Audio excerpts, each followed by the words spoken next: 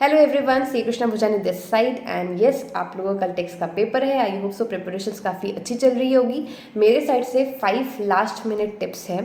पहली टिप तो ये 15 मिनट्स आपको प्रॉपरली यूटिलाइज करने जो आपको एग्जाम टाइम में मिलते हैं पहले जब क्वेश्चन पेपर मिलता है तो उस 15 मिनट में आपको क्या करना है sir, you have to decide कि आपको कौन से क्वेश्चंस पहले अटेम्प्ट करने। ठीक है, जो आपको एमसीक्यू बुकलेट मिलती है ना, वो आप तब मत देखना, फालतू में आपका माइंड उधर डाइवर्ट हो जाएगा कि चलो एमसीक्यू बना लेता हूँ। पहले एमसीक्यू मत बनाना, पहले आप डिस्क्रिप्टिव पार्ट सॉल्व करना स्टार्ट करना। उसके जो पहले 3 बेस्ट क्वेश्चंस होंगे आपको आते, वो करना।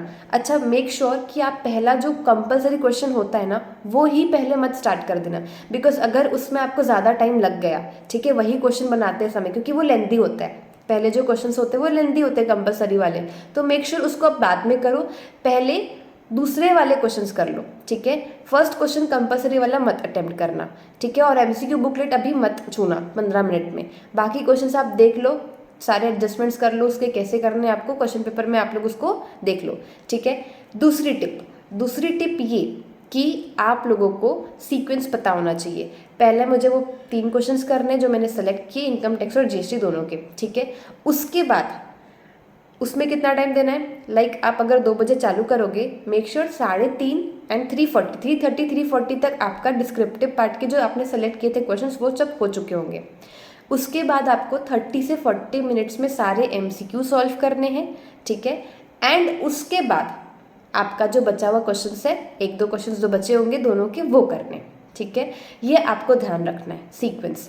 उसके बाद tip number 3 is that you have to attempt in a speedly manner. मतलब आप लोग शुरू से अपनी स्पीड मेंटेन रखना। ऐसा नहीं है कि शुरू में सजा के लिख रहे हैं, ऐसे स्केल से लाइन खींच रहे, ये सब का टाइम नहीं रहने वाला। ठीक है, आपको लास्ट में बहुत हड़बड़ी हो जाएगी, है ना। तो आपको क्या करना है, स्पीड शुरू से बहुत अच्छी रखनी है, बहुत मेंटेन रखनी है, ताकि आपका एटलीस्ट 95 to 100 अटेम्प्ट होगा तो बहुत अच्छी बात है। आपको कोशिश करनी है कि आपका फुल पेपर अटेम्प्ट हो जाए। ठीक है, तो स्पीड मेंटेन रखनी है लास्ट तक, और शुरू से स्पीड आपको सेम ही रखनी है। टिप नंबर 4, छोड़ना कुछ नहीं है। मतलब आपको नहीं आता, इसको मैं बाद में करूँगा, बाद में आपने छोड़ दिया।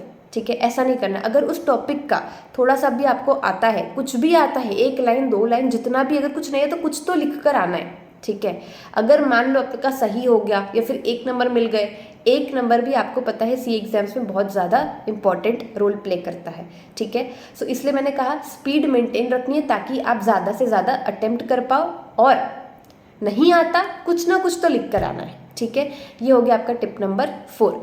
Tip number 5 is for MCQs के लिए मेरा टिप ये रहेगा कि आप जब केस सिनेरियोस रीड करोगे ना, तो जब आप स्टार्ट करोगे सॉल्व करना, don't start by reading from the very first line of the case scenario. आप सबसे पहले एमसीक्यू पार्ट को पढ़ना। एमसीक्यू पार्ट अगर बिना केस सिनेरियो पढ़े ही कुछ ऐसे क्वेश्चंस होते हैं जो आपके सॉल्व हो जाएंगे। ठीक है, सो पहले एमसीक्यू पढ़ना है, उसके बाद केस सिनेरियो पढ़ना है, तो ये बात ध्यान रखना। ठीक है, एंड एट लास्ट पैनिक नहीं करना है, बिकॉज आप पैनिक करोगे आपका कॉन्फिडेंस लूज होगा, जो आता है वो भी भूल जाओगे। ये ऐसा होता है, मेरे साथ भी हुआ था, मैं सब भूल जाती थी अगर मैं पैनिक करती थी, एंड फिर मार्क्स नहीं आते थे। ठीक है, सो मेरा भी एक्सपीरियंस है, and as a elder sister and your teacher I am guiding you, don't panic, be confident, जितना पढ़ाए उतना अच्छे से अटेम्प्ट करके आना है, एंड ये सारी बातें आपको ध्यान रखनी है। ठीक है, और टाइम वेस्ट नहीं करूँगी। ऑल दी बेस्ट, अच्छे से paper banana. Okay, thank you for watching.